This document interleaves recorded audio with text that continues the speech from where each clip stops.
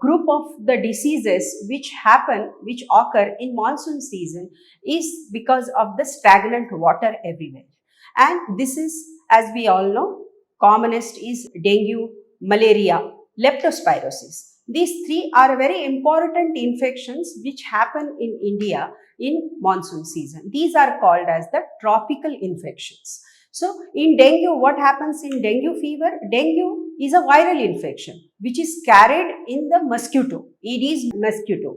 And these mosquitoes, they multiply in clean water, in stagnated clean water. If the water sources are not cleaned periodically, there is a multiplication of these mosquitoes and they spread dengue fever. In dengue infection, what happens? There is fever, there are severe body pains, body rashes, and suppose there is a spectrum of diseases in dengue fever also. There could be just a mild fever, or there could be severe bleeding in the body due to the dengue hemorrhagic fever. So this is a spectrum. At one side mild infection and the other side very severe infection.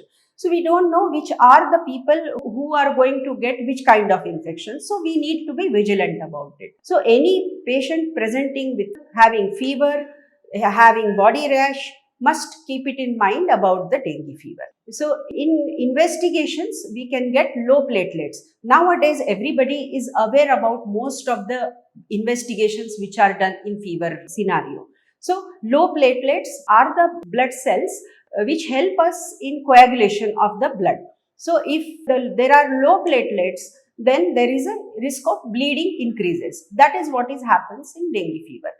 Blood in the urine also can happen because of the low platelets. That is called as hematuria or blood in the urine, which can be of various degree. Sometimes it can be detected only with the examination of the urine, or sometimes you can see even the frank blood in the urine. Second is direct effect of the dehydration. Because of the fever, there could be effect of the dehydration on the kidney.